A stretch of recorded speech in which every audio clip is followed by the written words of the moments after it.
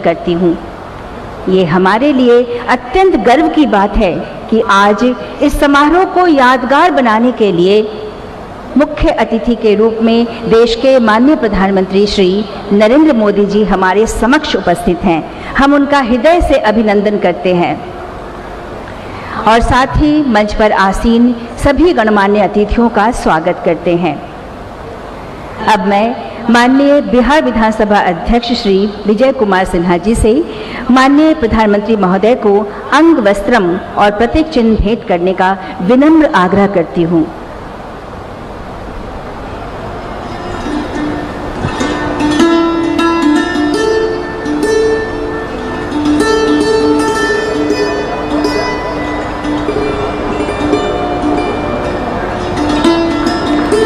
बहुत ही मनोरम ये दृश्य,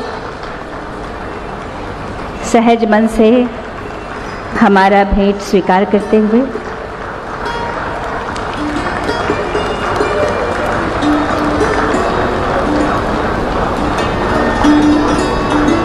अब मैं माननीय अध्यक्ष महोदय से माननीय राज्यपाल श्री फागू चौहान जी को अंग वस्त्र और प्रतीक चिन्ह भेंट करने का विनम्र आग्रह करती हूँ।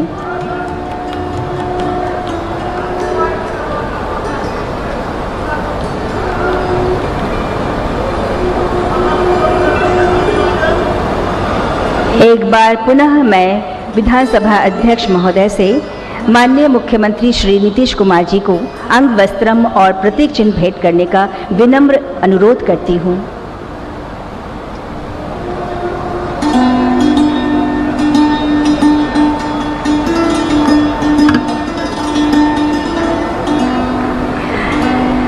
अब मैं माननीय बिहार विधानसभा अध्यक्ष महोदय से स्वागत भाषण के लिए अनुरोध करती हूँ। धन्यवाद सर।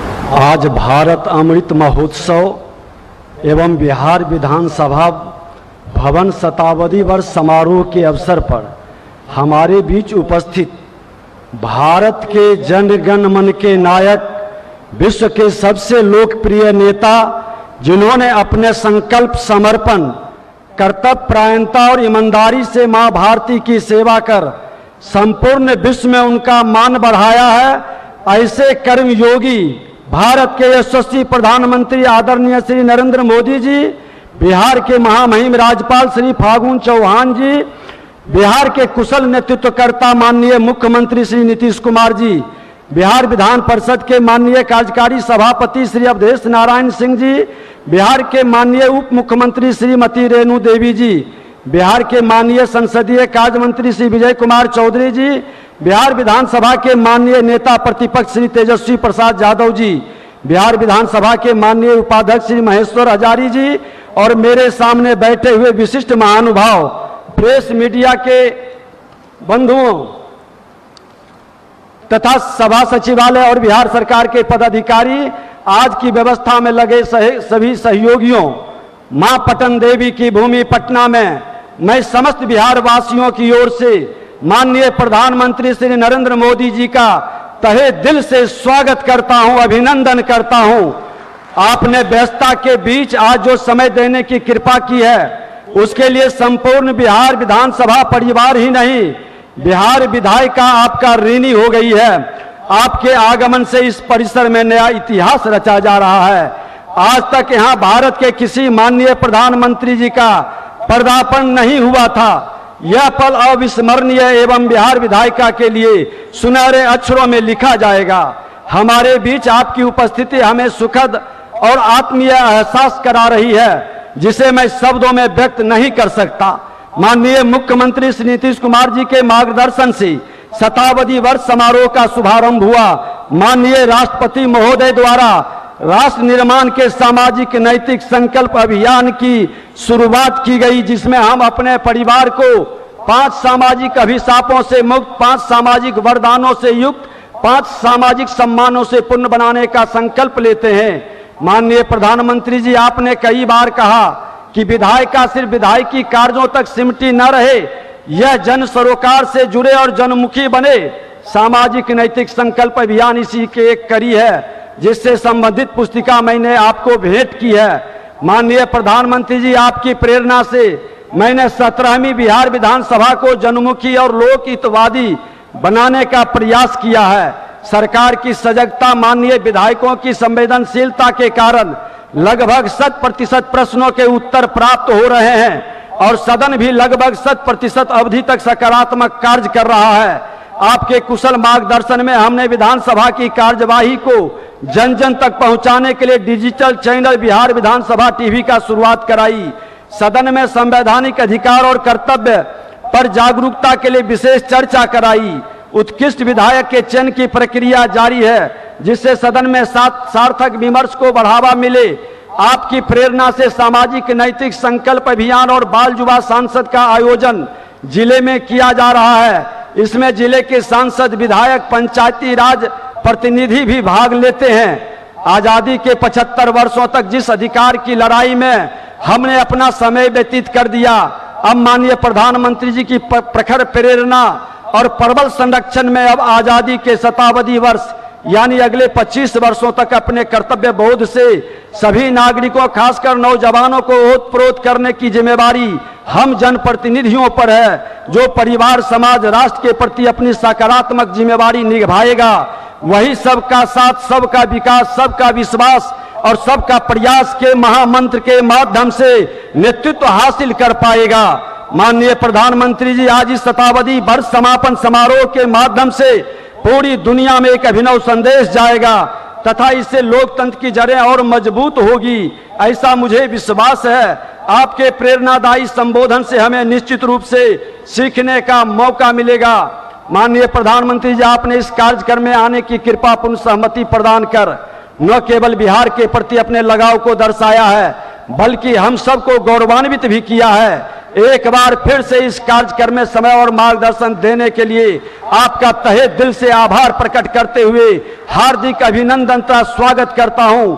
माननीय प्रधानमंत्री जी ने यहां आकर बिहार विधायिका को जो सम्मान और गौरव प्रदान किया है, उसके लिए आप सभी महानुभावों से आग्रह है कि जोरदार तालियों से हम सब इनका अभिनंदन करें।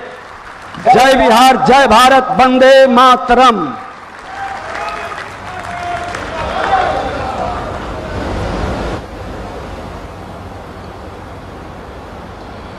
माननीय विधानसभा अध्यक्ष महोदय का आभार। अब मैं बिहार विधानसभा में नेता प्रतिपक्ष श्री तेजस्वी प्रसाद यादव जी से सभा को संबोधन के लिए आग्रह करती हूं।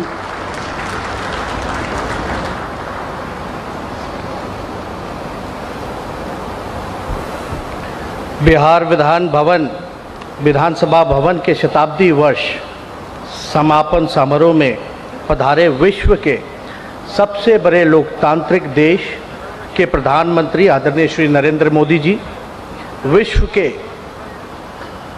विश्व को प्रथम बार लोकतांत्रिक व्यवस्था से परिचय कराने वाली महान भूमि बिहार के मुख्यमंत्री आदरणीय श्री नीतीश कुमार जी, बिहार के महामहिम राज्यपाल महोदय जी, विधानसभा के अध्यक्ष माननीय श्री विजय कुमार सिन्हा जी, विधान परिषद के सभापति महोदय, उप मुख्यमंत्री जी और मंच पे विराजमान मंत्रीगण एवं सभा में उपस्थित सभी वर्तमान और पूर्व मान्य सदस्यों का हार्दिक अभिनंदन और स्वागत करता हूं। बिहार लोकतंत्र की जननी है, अतः यहाँ से एक संदेश पूरे देश में जाना चाहिए। हम अलग अलग दलों से इस विधानमंडल में हैं, लेकिन हमारी वैचारिक प्रतिस्पर्धा और राजनीतिक शत्रुता में नहीं बदलनी चाहिए। समाज के हर वर्ग की आबादी के अनुसार भागीदारी और हिस्सेदारी से ही लोकतंत्र समृद्ध और समावेशी होगा। माननीय प्रधानमंत्री जी, जैसा मैंने पहले कहा कि हमारे राज्य के वैशाली से ही लोकतंत्र बाकी जगहों पर प्रसारित हुआ, अतः मैं आपसे आग्रह करता हूं कि school of democracy legislative studies जैसी एक संस्था बिहार में स्थापित हो, जिसके माध्यम से विधायी और लोकतंत्र के विभिन्न पहलुओं पर शोध एवं अध्ययन की अवसर और प्रशिक्षण दिया जा सके। विभिन्न पहलुओं पर शोध और अध्ययन के अवसर और प्रशिक्षण दिया जा सके। पूरे देश के जनप्रतिनिधियों, युवाओं और संबंधित कर्मचारियों को इससे लाभ मिलेगा। आशा है आप हमारी मांग को पूर्ण करेंगे, हमें विश्वास है और गंभीरतापूर्वक समझेंगे।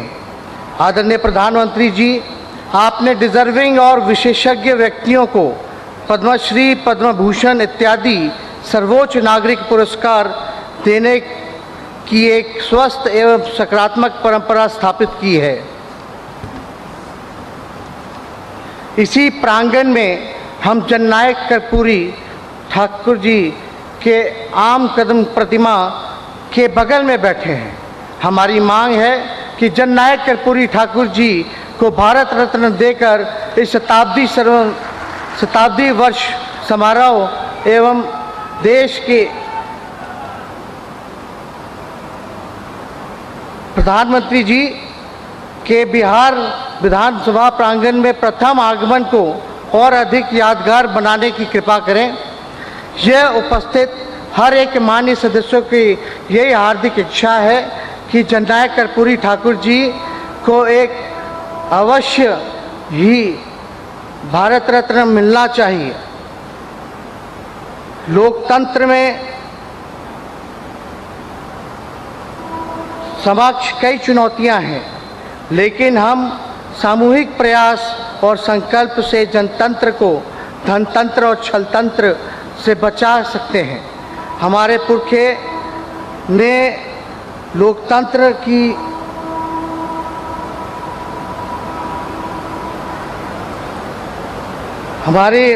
की समृद्ध विरासत सौंपी। आवश्यकता है कि हम इसे मिलकर विश्व के सबसे बड़े लोकतंत्र के जड़ों को और मजबूत बना।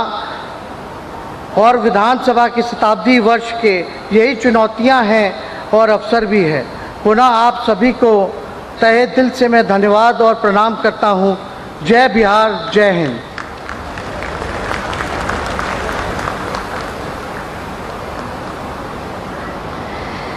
धन्यवाद महोदय।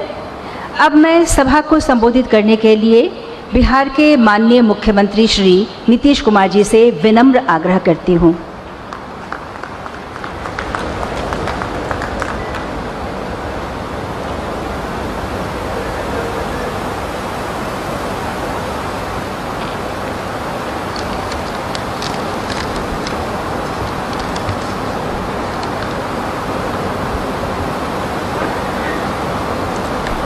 माननीय प्रधानमंत्री आदरणीय श्री नरेंद्र मोदी जी,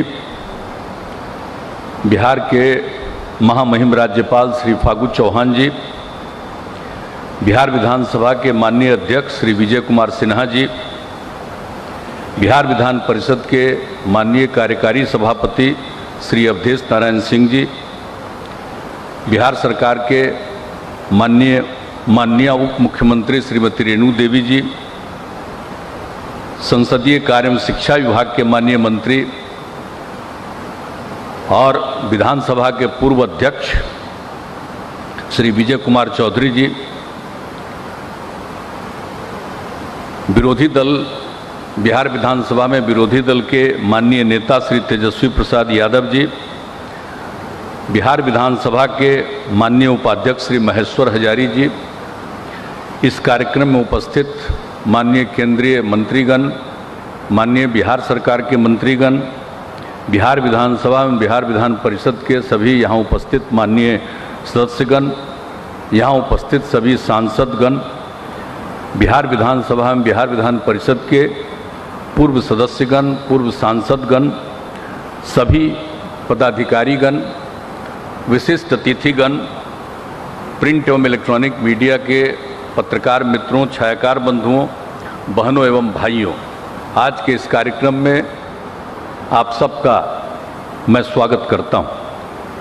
आज बिहार विधानसभा शताब्दी वर्ष समापन समारोह में आदरणीय प्रधानमंत्री जी उपस्थित हुए हैं, इसके लिए हम सब लोग उनके प्रति सम्मान प्रकट करते हैं और उनका स्वागत करते हैं। ये पहली बार बिहार विधानसभा के कैंपस में पहली बार कोई प्रधानमंत्री आए, तो ये कोई मामूली बात नहीं है। पूरे बिहार विधानसभा के परिसर में, विधान परिषद के परिसर में आज आप आए हैं, तो ये सबको सब दिन याद रहेगा आपका जो आगमन हुआ है, तो ये बड़ी खुशी की बात है। और इसके लिए जो पहली मीटिंग हुई थी, जो 21 अक्टूबर 2021 को बिहार विधानसभा भवन शताब्दी शुभारंभ समारोह था, और उसमें महामहिम राष्ट्रपति श्री रामनाथ कोविंद जी को आमंत्रित किया गया था, और उस दिन शताब्दी स्मृति स्तंभ का शिलान्यास किया गया, पवित्र बोधि वृक्ष का रोपण किया गया, ये सब तो किया गया था। लेकिन जब उस अवसर पर सारी बातें हुई थी, तो उसी समय ये बात हुई कि इसका भी जब समापन समारोह होगा तो उसमें आदरणीय प्रधानमंत्री जी को भी आमंत्रित किया जाए, और इसके लिए हमारे विधानसभा के माननीय अध्यक्ष श्री विजय कुमार सिन्हा जी ने काफ़ी प्रयास किया, और आपने इसको स्वीकार कर लिया। इसके लिए हम सब लोगों को बहुत खुशी है कि आप यहाँ पर आए हुए हैं। और जो कुछ भी सब कुछ होता है, तो आज तो जो कुछ भी बात हो रही है कि आपने तो अभी लोकार्पण कर दिया शताब्दी स्मृति स्तंभ का, और इसी कैंपस में शताब्दी स्मृति उद्यान का भी नामकरण किया, और यहाँ पर कल्पतरु वृक्ष का शिशु पौधे को लगाया गया। और आपने कुछ सलाह भी दिया कि कोई भी पौधा रोपण करते हैं तो और क्या क्या करना चाहिए, और सब दिन उसको मिलते रहेगा पानी। तो ये भी बात आपने आज सलाह दिया उसको करने के लिए, इसके लिए मैं आपको बहुत बहुत धन्यवाद देता हूँ। तो ये सब काम तो आज किया ही गया है, लेकिन अभी आप जो करेंगे यहीं पर से विधानसभा अतिथिशाला और विधानसभा संग्रहालय का शिलान्यास किया जाएगा। अब ये सब तो काम करेंगे ही, लेकिन जो 22 मार्च 1912 को ये आपको बंगाल से अलग करके बिहार और उड़ीसा को एक साथ राज्य के रूप में मान्यता दी गई थी, तो उसी और लेकिन फिर वर्ष 2020 में इसको बिहार और उड़ीसा को पूर्ण राज्य का दर्जा मिला था। हालांकि बाद में तो उड़ीसा 1936 से अलग हो गया, वो एक अलग बात है, लेकिन उसी समय शुरुआत जो हुई है, और उस समय जब पूरे तौर पर जो विधायी परिषद के बारे में जो संख्या थी पहले, जो 22 मार्च 1912 में तय किया गया था, उसको 1920 में बढ़ा दिया था। तो उसी को ध्यान में रखते हुए फिर यहाँ भवन का निर्माण हुआ, और जब भवन का निर्माण हो गया तो सबसे पहले इसकी शुरुआत की गई 7 फरवरी 1921 को, और जब 7 फरवरी 1921 को इसका तैयारी हो गया, पूरा हो गया, तो उसके बाद आज जो 100 साल पूरा हुआ तब ये कार्यक्रम हुआ। लेकिन एक और खुशी की बात है कि जब ये बात हुआ था, लेकिन जब 20 मार्च जो इसमें 1912 को जब इसकी स्थापना हो गई थी, बिहार को अलग और उसको मिला करके, उड़ीसा को मिला करके, तो उस समय जो बिहार विधायी परिषद कहलाता था, तो उसके बाद उसका भी जब 100वां साल हुआ तो उस पर भी एक आयोजन किया गया था कि उस समय एक विधायी परिषद बना था, उसी समय 12 में, और उसके बाद उसकी पहली मीटिंग भी हुई थी उसके बाद एक बार, तो वो सब तो किया गया था 1913 में किया गया था। लेकिन जब इसके बारे में हुआ तो जो हमारे उस समय बिहार विधान परिषद के उस समय के तत्कालीन सभापति थे, आज वो नहीं हैं, स्वर्गीय ताराकांत झा जी ने पूरे तौर पर इसके लिए योजना बनाई और बहुत अच्छा कार्यक्रम के बारे में सोचा कि इसके 100वें साल में, 100 साल पूरा नहीं हुआ था, 100वां साल था, और उसमें उन्होंने कार्यक्रम का एक आयोजन करवाया। और उस समय जो तत्कालीन महामहिम राष्ट्रपति थी श्रीमती प्रतिमा देवी सिंह पाटिल जी, उनको बुलाया था और उसके बाद साल भर कार्यक्रम चलाया गया था। और साल भर कार्यक्रम में तो एक व्याख्यान श्रृंखला आयोजित की गई थी, और जब व्याख्यान श्रृंखला आयोजित की गई थी तो उसमें आए थे पूर्व राष्ट्रपति आदरणीय डॉक्टर APJ अब्दुल कलाम साहब, वो आए थे, उनको बुलाया गया था। वो 3 मई 2011 को उन्होंने भाषण दिया था और पूरे तौर पर। और जो राष्ट्रपति के रूप में भी जो APJ अब्दुल कलाम साहब हैं, वो जब राष्ट्रपति थे तो एक बार विधानसभा के अंदर भी आए थे, तो एक उनकी भी बड़ी खासियत थी, तो उनको भी ये बुलाया था विधान परिषद के अध्यक्ष सभापति ने उस समय। तो काफ़ी अच्छा कार्यक्रम हुआ। लेकिन ये सब तो कार्यक्रम हो गया था, लेकिन इसके बाद हमारे यहाँ पर बैठे हुए हैं विजय कुमार चौधरी जी, ये 15 में फिर जब उसके बाद ये बने थे अध्यक्ष विधानसभा के, इन्होंने 16 से और अब प्रत्येक वर्ष 7 फरवरी को और बिहार विधानसभा का स्थापना दिवस इन्होंने मनाना शुरू किया था। तो ये उस समय का कार्यक्रम था, तो ये 2016 से चल रहा था।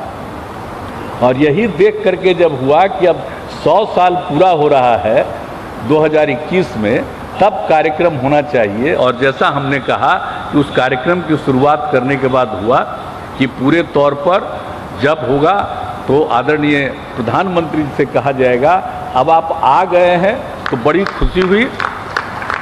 100 साल पूरा होने के उपलक्ष्य में जो इतना कार्यक्रम हो गया, और आज आप सब कुछ जो बताएंगे और सबको जो बताएंगे, सलाह देंगे, तो बहुत सारी खुशी की बात होगी।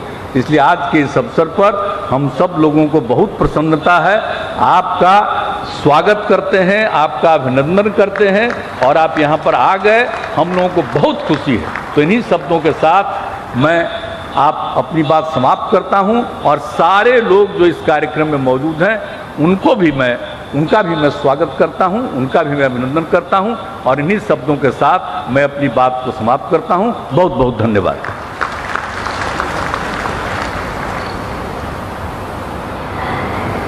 माननीय मुख्यमंत्री महोदय का आभार। अब 2 महत्वपूर्ण भवनों का माननीय प्रधानमंत्री महोदय के हाथों शिलान्यास होना है। मैं माननीय प्रधानमंत्री महोदय से बिहार विधानसभा अतिथिशाला और बिहार विधानसभा संग्रहालय का रिमोट से शिलान्यास का विनम्र अनुरोध करती हूँ।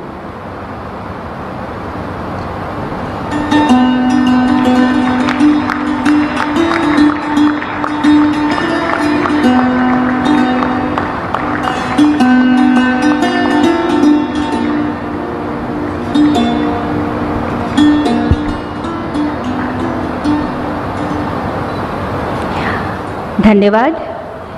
अब हम बिहार विधानसभा भवन शताब्दी वर्ष के उपलक्ष्य में विधानसभा संग्रहालय, विधानसभा अतिथिशाला और शताब्दी स्तंभ पर निर्मित लघु फिल्म देखेंगे।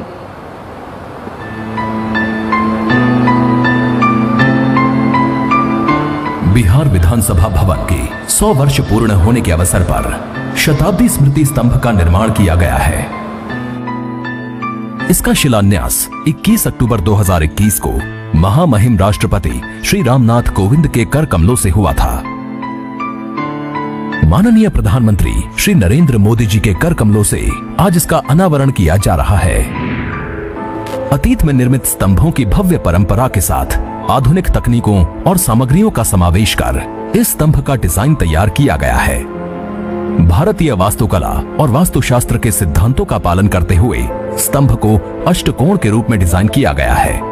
अष्टकोणीय संरचना इस स्तंभ की नींव तक फैली हुई है, जहां अष्टकोणीय पाइल कैप बनाया गया है। स्तंभ की मूल संरचना कंक्रीट की है, जिसकी बाहरी सतह पर 8 इंच से 18 इंच तक मोटे जैसलमेर सैंडस्टोन का आवरण चढ़ाया गया है, जिसका वजन 54,000 किलोग्राम है। स्तंभ निर्माण में इस्तेमाल किए गए पत्थर एक ही चट्टान से लिए गए हैं ताकि रंगों में एक रूपता रहे। स्तंभ की ऊंचाई 25 फीट है, जिसे 6 भागों में बांटा गया है।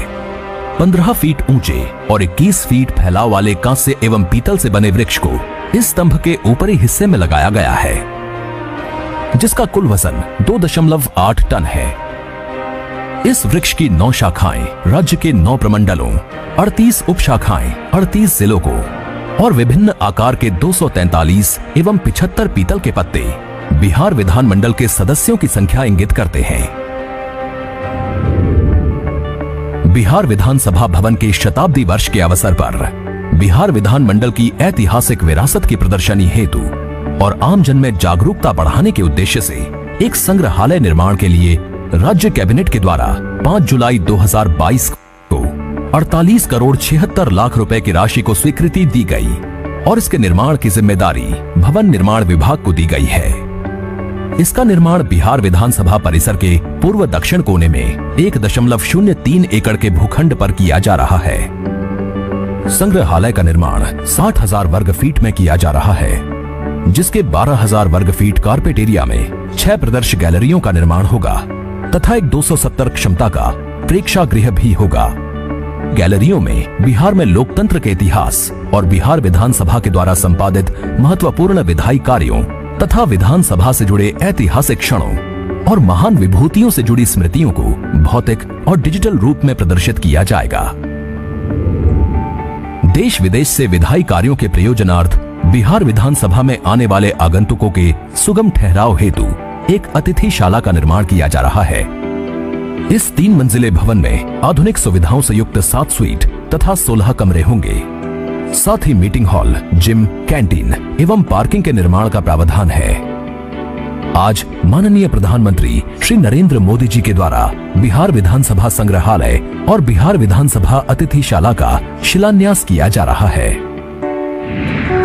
विश्व के पहले गणतंत्र की जन्मस्थली बिहार की धरती पर निर्मित ये शताब्दी स्तंभ एवं संग्रहालय आने वाली पीढ़ियों को बिहार के गौरवशाली इतिहास से परिचित कराएंगे और वर्तमान बिहार की गौरव गाथा की गवाही भी देंगे।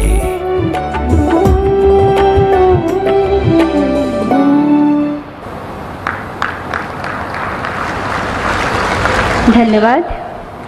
इसके साथ ही हमने विधानसभा भवन शताब्दी समारोह और आज़ादी के अमृत महोत्सव के अवसर पर एक पुस्तक का प्रकाशन किया है, जिसका शीर्षक है इतिहास के झरोखे से जानिए अपनी विरासत को। माननीय प्रधानमंत्री महोदय से इस पुस्तक के विमोचन के लिए विनम्र आग्रह।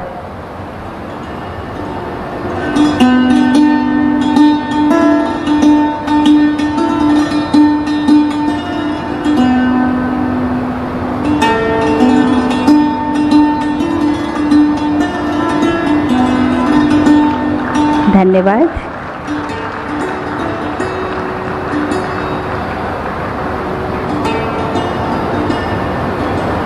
धन्यवाद। अब वो समय आ गया है जिसका हम सब बेसब्री से इंतज़ार कर रहे थे।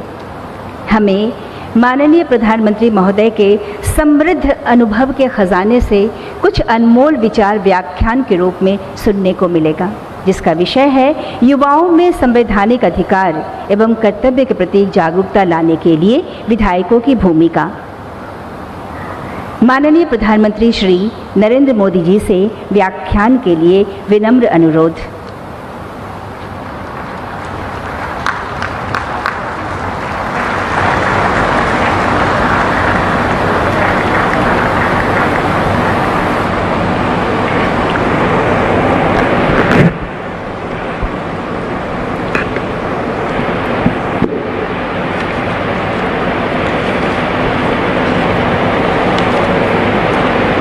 नमस्कार।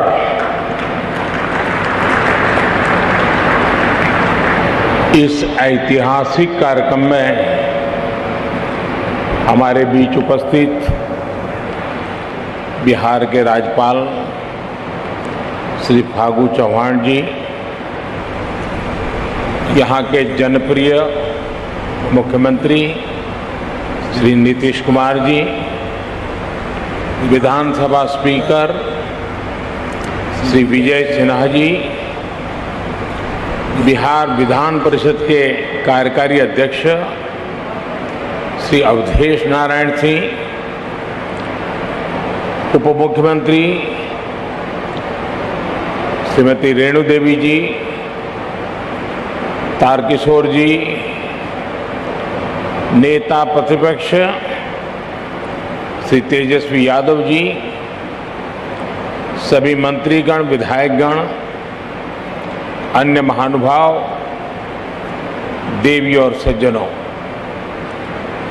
आप सभी को, बिहार निवासियों को बिहार विधानसभा भवन के शताब्दी वर्ष की बहुत बहुत शुभकामनाएं। बिहार का ये स्वभाव है कि जो बिहार से स्नेह करता है, बिहार उसे, उस प्यार को कई गुना करके लौटाता है। आज मुझे बिहार विधानसभा परिसर में आने वाले देश के पहले प्रधानमंत्री होने का सौभाग्य भी मिला है। मैं इस स्नेह के लिए बिहार के जन जन को हृदय से नमन करता हूं।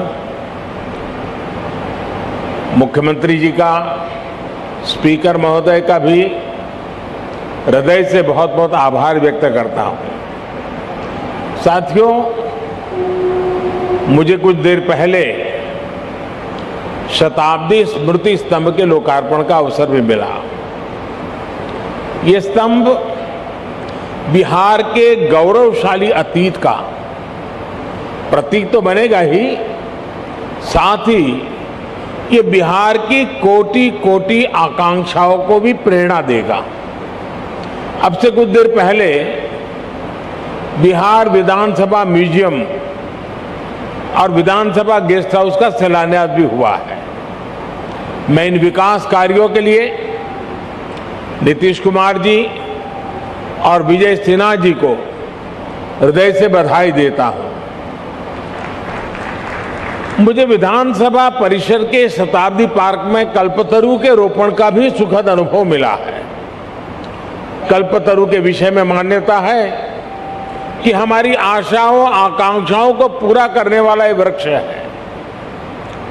लोकतंत्र में यही भूमिका संसदीय संस्थाओं की होती है। मैं आशा करता हूं कि बिहार विधानसभा अपनी इस भूमिका को इसी निरंतरता के साथ निभाती रहेगी, बिहार और देश के विकास में अपना अमूल्य योगदान देती रहेगी। साथियों, बिहार विधानसभा का अपना एक इतिहास रहा है और यहां विधानसभा भवन में एक से एक बड़े और साहसिक निर्णय लिए गए हैं। आजादी के पहले इसी विधानसभा से गवर्नर सत्येंद्र प्रसन्न सिन्हा जी ने स्वदेशी उद्योगों को प्रोत्साहित करने, स्वदेशी चरखा को अपनाने की अपील की थी। आजादी के बाद इसी विधानसभा में जमींदारी उन्मूलन अधिनियम पास हुआ था।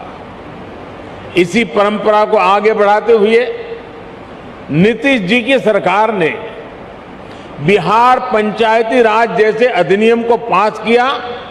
इस अधिनियम के जरिए बिहार पहला ऐसा राज्य बना जिसने पंचायती राज में महिलाओं को 50% आरक्षण दिया। लोकतंत्र से लेकर समाज जीवन तक समान भागीदारी और समान अधिकार के लिए कैसे काम किया जा सकता है, ये विधानसभा इसका उदाहरण है।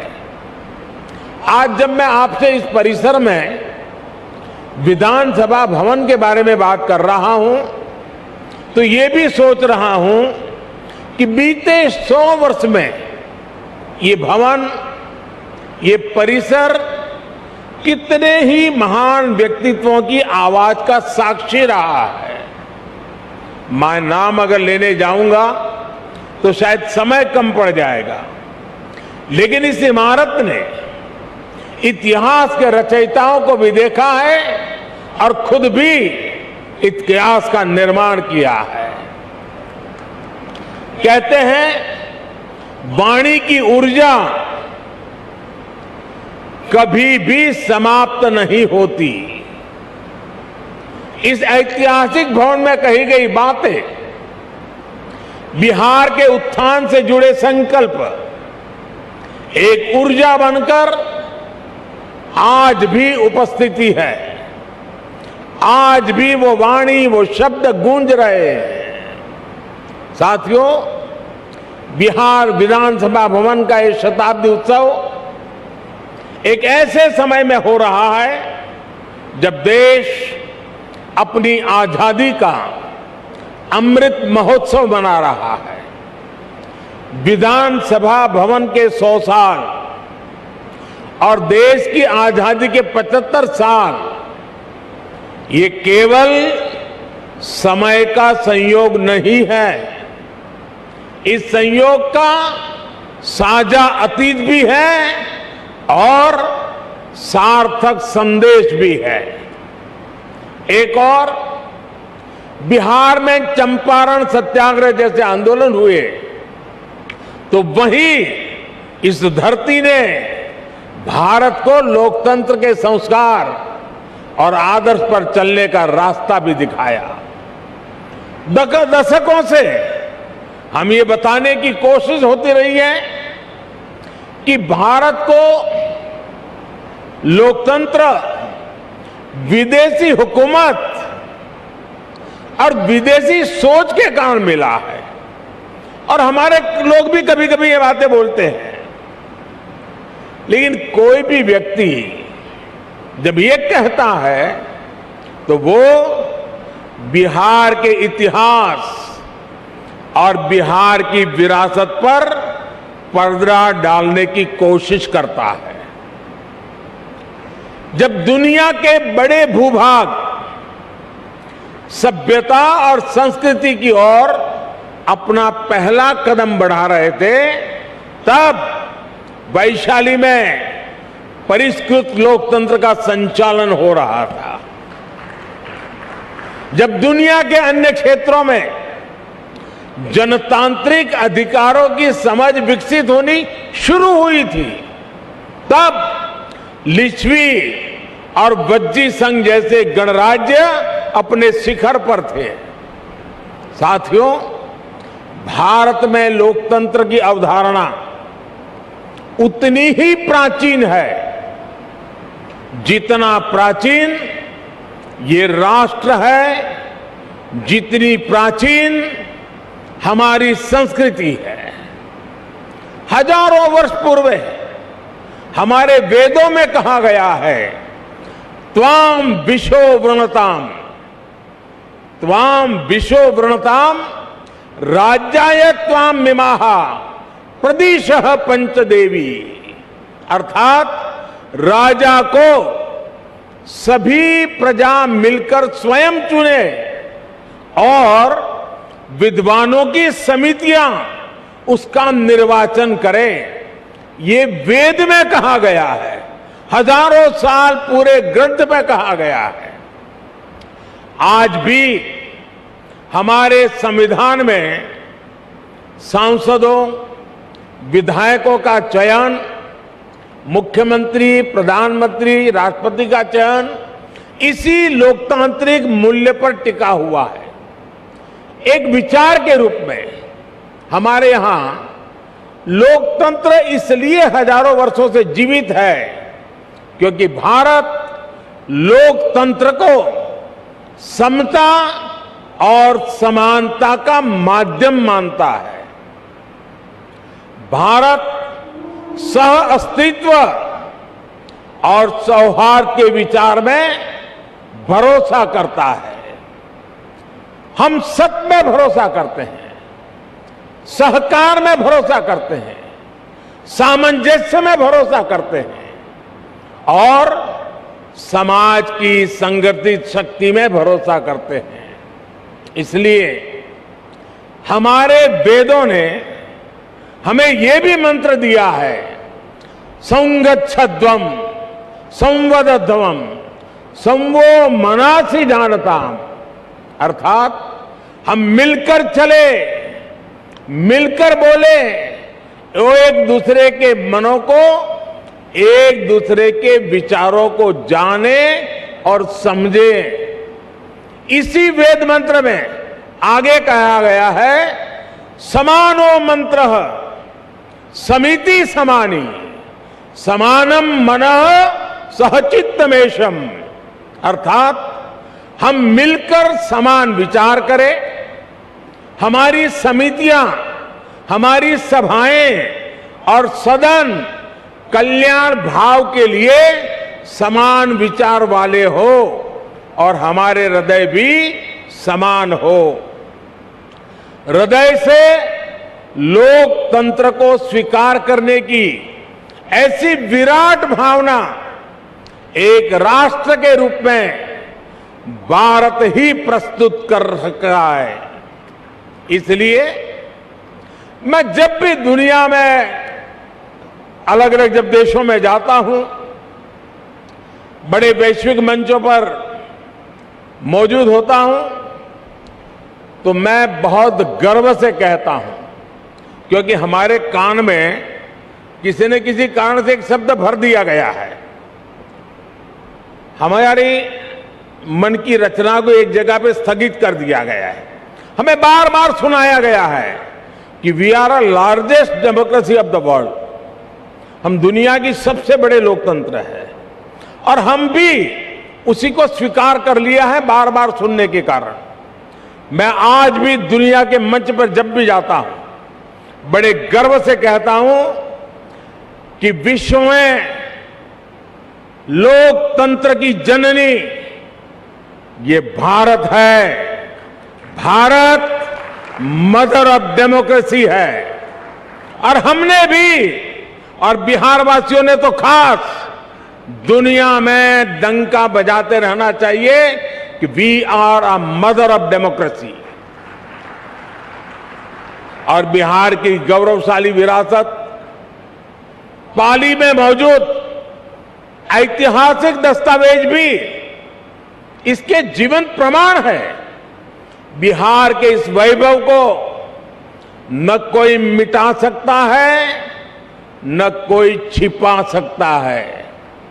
इस ऐतिहासिक इमारत ने बिहार की इस लोकतांत्रिक विरासत को 100 वर्ष तक मजबूत किया है। इसलिए मैं समझता हूं कि आज ये इमारत भी हम सभी के नमन की हकदार है। साथियों, इस भवन के इतिहास से बिहार की वो चेतना जुड़ी है जिसने गुलामी के कालखंड में भी अपने जनतांत्रिक मूल्यों को समाप्त नहीं होने दिया। इसके निर्माण के साथ और उसके बाद जो घटनाक्रम जुड़ा हुआ है, वो हमें बार बार याद करना चाहिए।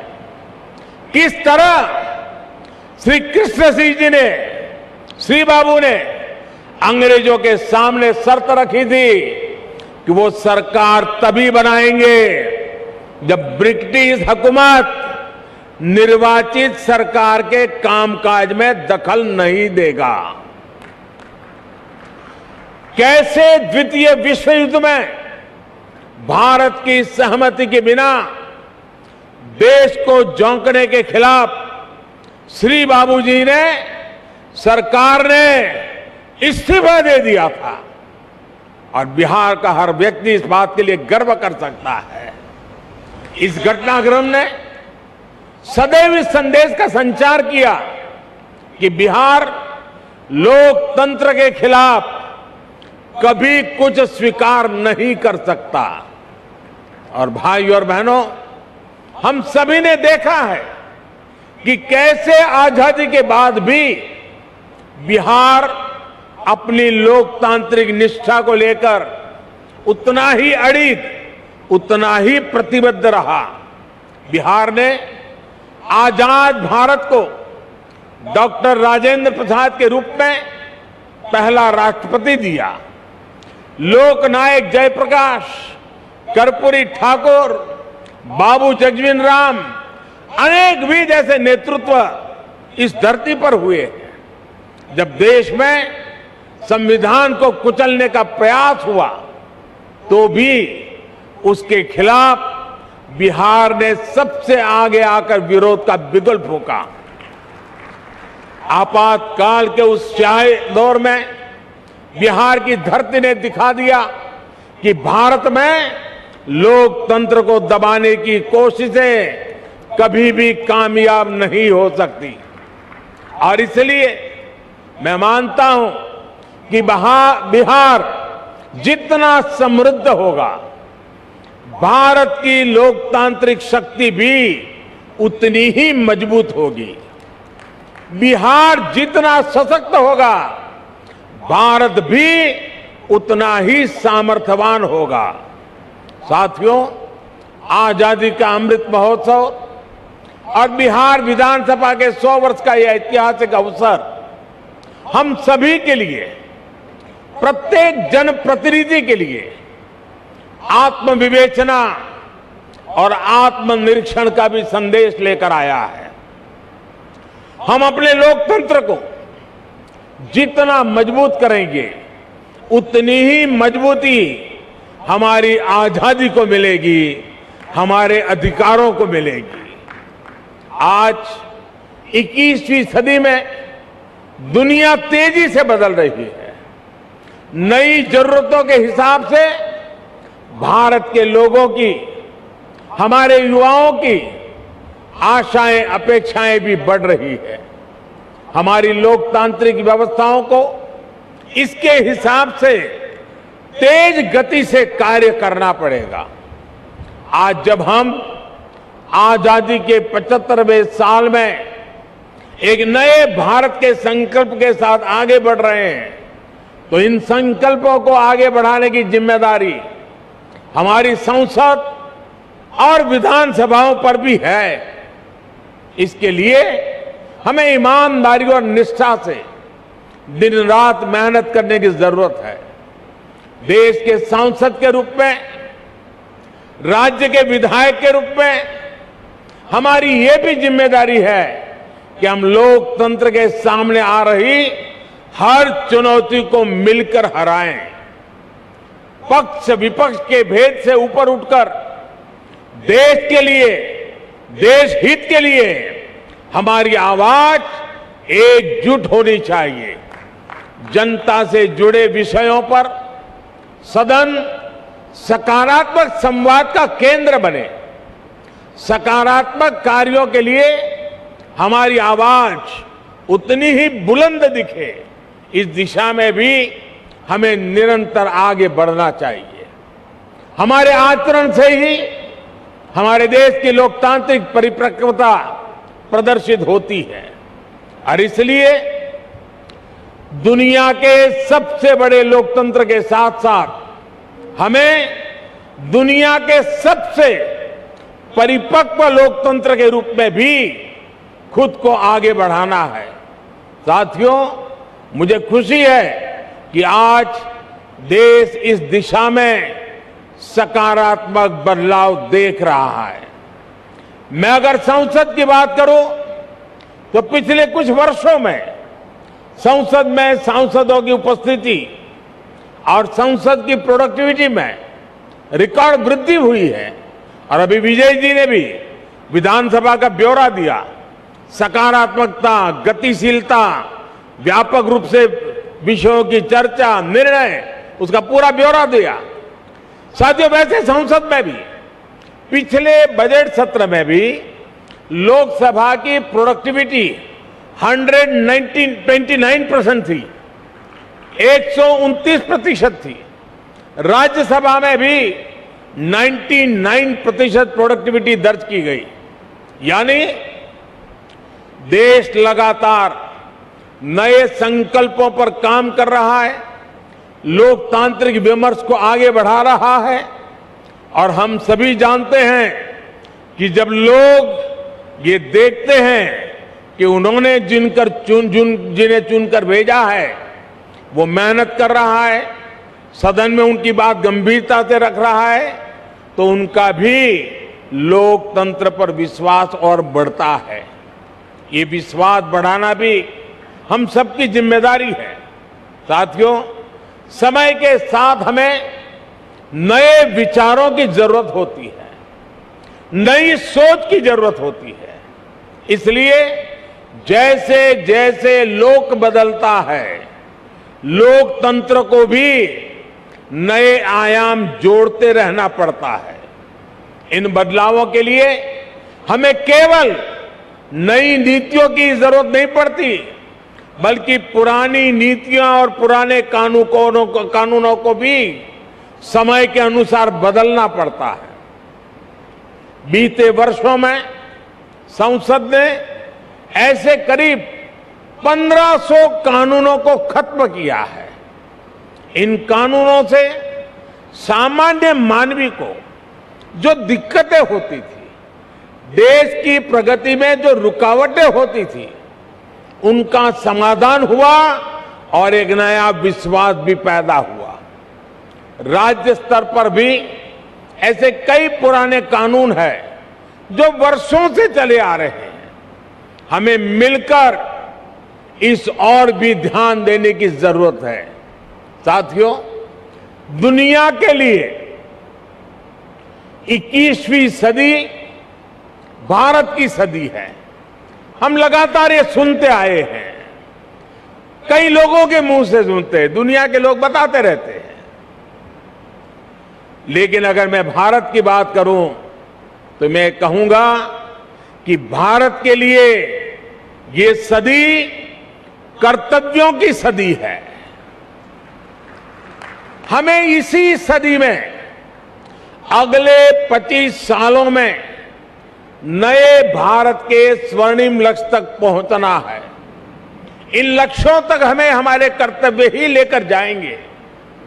इसलिए ये 25 साल देश के लिए कर्तव्य पथ पर चलने के साल है। ये 25 साल कर्तव्य भावना से स्वयं को समर्पित करने का कालखंड है। हमें स्वयं को अपने लिए, अपने समाज के लिए, अपने देश के लिए कर्तव्य की कसौटी पर कसना होगा। हमें कर्तव्य की पराकाष्ठा को पार करना होगा। आज भारत वैश्विक पटल पर जो कीर्तिमान स्थापित कर रहा है, आज भारत जिस तेजी से वैश्विक ताकत बनकर उभर रहा है, उसके पीछे कोटि कोटि भारतवासियों की कर्तव्य निष्ठा और कर्तव्य भावना है। लोकतंत्र में हमारे सदन जनता की भावनाओं का प्रतिनिधित्व करते हैं। इसलिए देशवासियों की कर्तव्य निष्ठा हमारे सदनों और जनप्रतिनिधियों के आचरण में भी झलकनी चाहिए। हम सदन में जैसा आचरण करेंगे, कर्तव्य भाव पर सदन के भीतर जितना बल दिया जाएगा, देशवासियों को भी उतनी ही ऊर्जा और प्रेरणा मिलेगी। एक और महत्वपूर्ण बात, हमें अपने कर्तव्यों को अपने अधिकारों से अलग नहीं मानना चाहिए। हम अपने कर्तव्यों के लिए जितना परिश्रम करेंगे, हमारे अधिकारों को भी उतना ही बल मिलेगा। हमारी कर्तव्य निष्ठा ही हमारे अधिकारों की गारंटी है। इसलिए हम सभी जनप्रतिनिधियों को कर्तव्य पालन का भी संकल्प दोहराना है। ये संकल्प ही हमारी और हमारे समाज की सफलता का मार्ग प्रशस्त करेंगे। आज जब हम देश के अमृत संकल्पों को लेकर आगे बढ़ रहे हैं तो हमें अपने कर्तव्य में, अपने श्रम में, अपने परिश्रम में कोई कमी नहीं छोड़नी है। एक राष्ट्र के रूप में हमारी एकता हमारी प्राथमिकता होनी चाहिए। गरीब से गरीब व्यक्ति का भी जीवन आसान बने। दलित, पीड़ित, शोषित, वंचित, आदिवासी, हर किसी को हर जरूरी सुविधा मिले, ये हम सभी का संकल्प होना चाहिए। आज सबको घर, सबको पानी, सबको बिजली, सबको इलाज जैसे जिन लक्ष्यों को लेकर देश काम कर रहा है वो हम सबकी सामूहिक जिम्मेदारी है। बिहार जैसे सामर्थ्यवान और ऊर्जावान राज्य में गरीब, दलित, पिछड़े, आदिवासी और महिलाओं का उत्थान बिहार को भी तेज गति से आगे बढ़ा रहा है और बढ़ाएगा। और बिहार जब आगे बढ़ेगा तो भारत भी अपने स्वर्णिम अतीत को दोहराते हुए विकास और सफलता की नई ऊंचाइयों को छुएगा।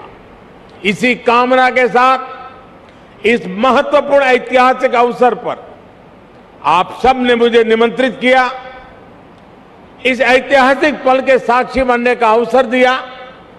इसके लिए मैं राज्य सरकार का, स्पीकर महोदय का और सभी यहाँ के वरिष्ठ जनों का हृदय से बहुत बहुत आभार व्यक्त करता हूं। अनेक अनेक शुभकामनाओं के साथ इस 100 साल की यात्रा आने वाले 100 साल के लिए नई ऊर्जा का केंद्र बने, इसी एक अपेक्षा के साथ बहुत बहुत धन्यवाद, बहुत बहुत शुभकामनाएं।